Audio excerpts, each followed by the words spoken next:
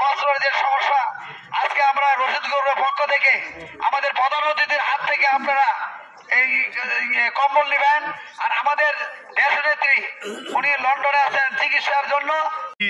এবং রাজনীতিবিদদেরকে প্রতি পদে পদে তাদেরকে হিসাব দিতে হয়, তোমার ইনকাম কত, সত্যিকারের আয় কত, কত খরচ করেছো, হিসাব দিতে হয়।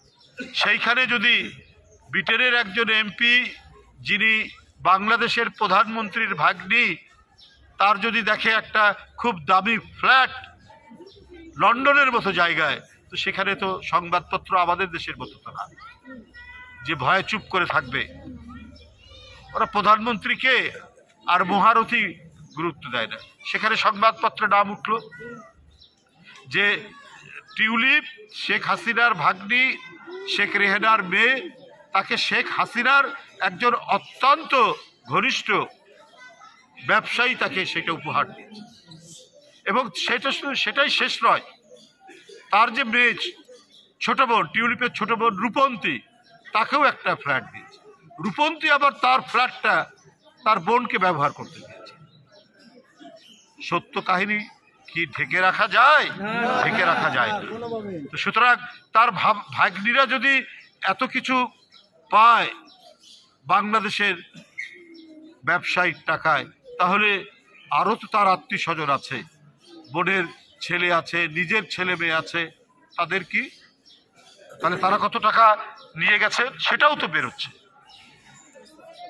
মালয়েশিয়ার এক ব্যাংক থেকে 500 কোটি ডলারের যেখানে লেনদেন হচ্ছে, সেখানে শেখ হাসিনা, তার ছেলে, এদেরও নাম সেখানে আসছে।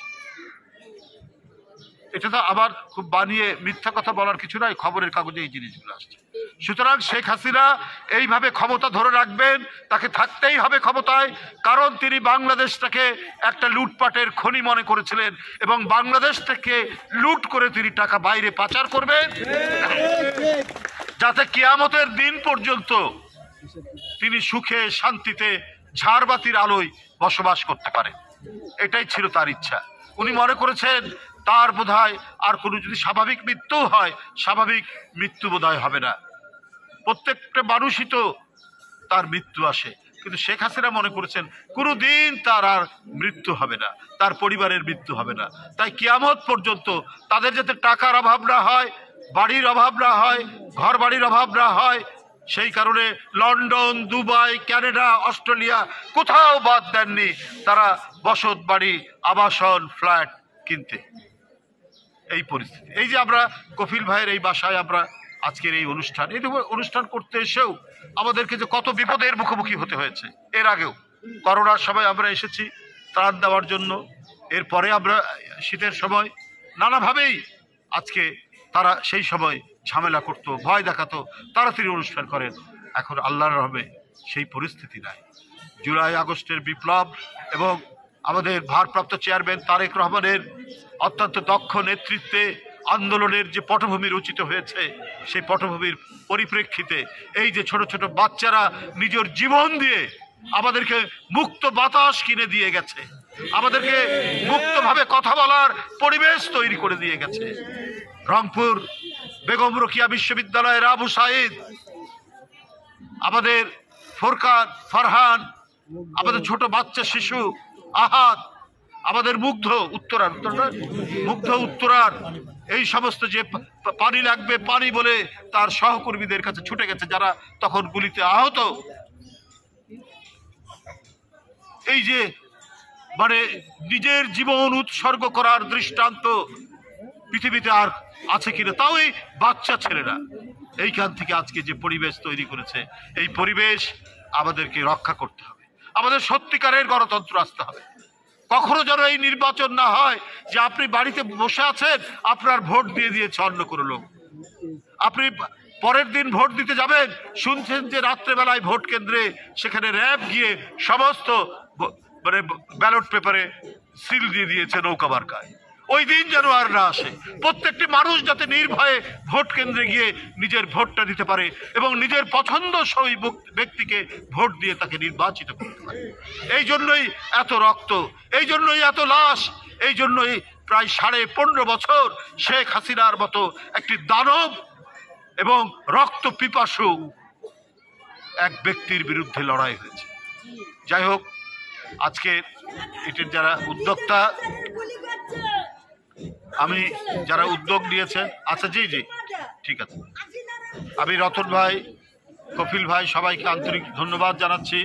আমি মুস্তফা জামান এবং আমাদের SM জাহাঙ্গীর, আমাদের ছোট ভাই, এবং আমাদের রাজ্জাক, আমি সবসময় এর আগেও বলেছি, তারা এত সুন্দর নিজেরা কোঅর্ডিনেট করে সমন্বয়ের মাধ্যমে তারা এখানে রাজনীতি করেন। এবং জিয়াউর রহমানের রাজনীতি তো হচ্ছে জনকল্যাণমূলক রাজনীতি, মানবিক রাজনীতি, যেখানে মনুষ্যত্ব ফুটে উঠবে সেই রাজনীতি। বাংলাদেশ থেকে জ্বালাও পোড়াও মারো কাটো, কারো বাড়িতে আক্রমণ করে, এটা বিএনপির রাজনীতি নয়। এই রাজনীতি শহীদ প্রেসিডেন্ট জিয়াউর রহমান আমাদের শেখায়নি, দেশনেত্রী বেগম খালেদা জিয়া আমাদের শেখায়নি, আমাদেরকে ভারপ্রাপ্ত চেয়ারম্যান তারেক রহমান শেখায়নি। আপনাদেরকে একটা ছোট্ট ঘটনা বলে আমার বক্তব্য শেষ করব। শোনা গেছে নাটোরের একটি থানা বড়াই গ্রাম, সেখানে একটি বাড়িতে, একটি হিন্দু বাড়িতে আক্রমণ হয়েছে। বিএনপির লোকরা নাকি সেখানে গিয়েছে, তো আমাকে উনি পাঠালেন। সেই আক্রমণের সাথে বিএনপির লোকরা জড়িত আছে, এবং যার বাড়ির আক্রমণের কথা বলা হয়েছে পেপারে, সেটা সেই ছেলে, হিন্দু বাড়ি, কিন্তু সেই ছেলে ছাত্রলীগ করত। কিন্তু তারেক রহমান বলছে না, এখানে হিন্দু মুসলমান যে কোনো মানুষ যে কোনো রাজনৈতিক দল করতে পারে, কিন্তু প্রত্যেকেরই শান্তিতে বসবাস করার অধিকার রয়েছে। এবং আমি সেই বাড়িতে গিয়েছিলাম আমাদের, এবং রাজনীতিবিদদেরকে প্রতি পদে পদে তাদেরকে হিসাব দিতে হয়, তোমার ইনকাম কত, সত্যিকারের আয় কত, কত খরচ করেছো, হিসাব দিতে হয়। সেইখানে যদি ব্রিটেনের একজন এমপি, যিনি বাংলাদেশের প্রধানমন্ত্রীর ভাগ্নি, তার যদি দেখে একটা খুব দামি ফ্ল্যাট লন্ডনের মতো জায়গায়, তো সেখানে তো সংবাদপত্র আমাদের দেশের মতো তো না যে ভয়ে চুপ করে থাকবে। ওরা প্রধানমন্ত্রীকে আর মহারথী গুরুত্ব দেয় না। সেখানে সংবাদপত্রে নাম উঠল যে টিউলিপ শেখ হাসিনার ভাগ্নি, শেখ রেহানার মেয়ে, তাকে শেখ হাসিনার একজন অত্যন্ত ঘনিষ্ঠ ব্যবসায়ী তাকে সেটা উপহার দিয়েছে। এবং সেটাই শেষ নয়, তার যে মেয়ে, ছোট বোন, টিউলিপের ছোট বোন রূপন্তী, তাকেও একটা ফ্ল্যাট দিয়েছে। রূপন্তী আবার তার ফ্ল্যাটটা তার বোনকে ব্যবহার করতে দিয়েছে। সত্য কাহিনী কি ঢেকে রাখা যায়? ঢেকে রাখা যায় না। তো সুতরাং তার ভাগ্নিরা যদি এত কিছু পায় বাংলাদেশের ব্যবসায়িক টাকায়, তাহলে আরও তো তার আত্মীয় স্বজন আছে, বোনের ছেলে আছে, নিজের ছেলে মেয়ে আছে, তাদের কি, তাহলে তারা কত টাকা নিয়ে গেছে সেটাও তো বেরোচ্ছে। মালয়েশিয়ার এক ব্যাংক থেকে 500 কোটি ডলারের যেখানে লেনদেন হচ্ছে, সেখানে শেখ হাসিনা, তার ছেলে, এদেরও নাম সেখানে আসছে। এটা তো আবার খুব বানিয়ে মিথ্যা কথা বলার কিছু নয়, খবরের কাগজে এই জিনিসগুলো আসছে।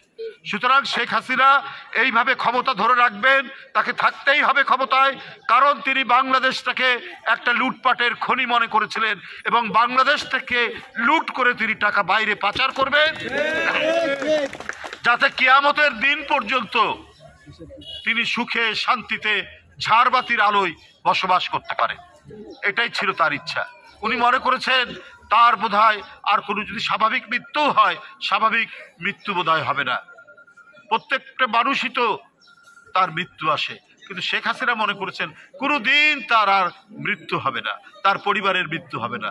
তাই কিয়ামত পর্যন্ত তাদের যাতে টাকার অভাব না হয়, বাড়ির অভাব না হয়, ঘর বাড়ির অভাব না হয়, সেই কারণে লন্ডন, দুবাই, কানাডা, অস্ট্রেলিয়া কোথাও বাদ দেননি তারা বসত বাড়ি, আবাসন, ফ্ল্যাট কিনতে। এই পরিস্থিতি, এই যে আমরা কপিল ভাইয়ের এই বাসায় আমরা আজকের এই অনুষ্ঠান করতে এসেও আমাদেরকে যে কত বিপদের মুখোমুখি হতে হয়েছে। এর আগেও করোনার সময় আমরা এসেছি ত্রাণ দেওয়ার জন্য, এরপরে আমরা শীতের সময় নানাভাবেই আজকে তারা সেই সময় ঝামেলা করতো, ভয় দেখাতো, তাড়াতাড়ি অনুষ্ঠান করেন। এখন আল্লাহর রহমে সেই পরিস্থিতি নাই। জুলাই আগস্টের বিপ্লব এবং আমাদের ভারপ্রাপ্ত চেয়ারম্যান তারেক রহমানের অত্যন্ত দক্ষ নেতৃত্বে আন্দোলনের যে পটভূমি রচিত হয়েছে, সেই পটভূমির পরিপ্রেক্ষিতে এই যে ছোট ছোট বাচ্চারা নিজের জীবন দিয়ে আমাদেরকে মুক্ত বাতাস কিনে দিয়ে গেছে, আমাদেরকে মুক্তভাবে কথা বলার পরিবেশ তৈরি করে দিয়ে গেছে। রংপুর বেগম রোকেয়া বিশ্ববিদ্যালয়ের আবু সাঈদ, আমাদের ফোরকান, ফারহান, আমাদের ছোট বাচ্চা শিশু আহাদ, আমাদের মুগ্ধ উত্তরার এই সমস্ত যে পানি লাগবে পানি বলে তার সহকর্মীদের কাছে ছুটে গেছে, যারা তখন গুলিতে আহত। এই যে মানে নিজের জীবন উৎসর্গ করার দৃষ্টান্ত পৃথিবীতে আর আছে কিনা, তাও এই বাচ্চা ছেলেরা এইখান থেকে আজকে যে পরিবেশ তৈরি করেছে, এই পরিবেশ আমাদেরকে রক্ষা করতে হবে। আমাদের সত্যিকারের গণতন্ত্র আসতে হবে। কখনো যেন এই নির্বাচন না হয় যে আপনি বাড়িতে বসে আছেন, আপনার ভোট দিয়ে দিয়েছে অন্য কোনো লোক, আপনি পরের দিন ভোট দিতে যাবেন, শুনছেন যে রাত্রেবেলায় ভোট কেন্দ্রে সেখানে র্যাব গিয়ে সমস্ত মানে ব্যালট পেপারে সিল দিয়ে দিয়েছে নৌকা মার্কায়। ওই দিন যেন আর না আসে। প্রত্যেকটি মানুষ যাতে নির্ভয়ে ভোট কেন্দ্রে গিয়ে নিজের ভোটটা দিতে পারে এবং নিজের পছন্দসই ব্যক্তিকে ভোট দিয়ে তাকে নির্বাচিত করতে পারে। এই জন্যই এত রক্ত, এই জন্যই এত লাশ, এই জন্যই প্রায় 15.5 বছর শেখ হাসিনার মতো একটি দানব এবং রক্ত পিপাসু এক ব্যক্তির বিরুদ্ধে লড়াই হয়েছে। যাই হোক, আজকে এটির যারা উদ্যোক্তা, আমি যারা উদ্যোগ নিয়েছেন, আচ্ছা জি জি ঠিক আছে, আমি রতন ভাই, কপিল ভাই, সবাইকে আন্তরিক ধন্যবাদ জানাচ্ছি। আমি মুস্তফা জামান এবং আমাদের SM জাহাঙ্গীর, আমাদের ছোট ভাই, এবং আমাদের রাজ্জাক, আমি সবসময় এর আগেও বলেছি, তারা এত সুন্দর নিজেরা কোঅর্ডিনেট করে সমন্বয়ের মাধ্যমে তারা এখানে রাজনীতি করেন। এবং জিয়াউর রহমানের রাজনীতি তো হচ্ছে জনকল্যাণমূলক রাজনীতি, মানবিক রাজনীতি, যেখানে মনুষ্যত্ব ফুটে উঠবে সেই রাজনীতি। বাংলাদেশ থেকে জ্বালাও, পোড়াও, মারো, কাটো, কারো বাড়িতে আক্রমণ করে, এইটা বিএনপির রাজনীতি নয়। এই রাজনীতি শহীদ প্রেসিডেন্ট জিয়াউর রহমান আমাদের শেখায়নি, দেশনেত্রী বেগম খালেদা জিয়া আমাদের শেখায়নি, আমাদেরকে ভারপ্রাপ্ত চেয়ারম্যান তারেক রহমান শেখায়নি। আপনাদেরকে একটা ছোট্ট ঘটনা বলে আমার বক্তব্য শেষ করব। শোনা গেছে নাটোরের একটি থানা বড়াই গ্রাম, সেখানে একটি বাড়িতে, একটি হিন্দু বাড়িতে আক্রমণ হয়েছে। বিএনপির লোকরা নাকি সেখানে গিয়েছে, তো আমাকে উনি পাঠালেন। সেই আক্রমণের সাথে বিএনপির লোকরা জড়িত আছে এবং যার বাড়ির আক্রমণের কথা বলা হয়েছে পেপারে, সেটা সেই ছেলে, হিন্দু বাড়ি, কিন্তু সেই ছেলে ছাত্রলীগ করত। কিন্তু তারেক রহমান বলছে না, এখানে হিন্দু, মুসলমান, যে কোনো মানুষ যে কোনো রাজনৈতিক দল করতে পারে, কিন্তু প্রত্যেকেরই শান্তিতে বসবাস করার অধিকার রয়েছে। এবং আমি সেই বাড়িতে গিয়েছিলাম, আমাদের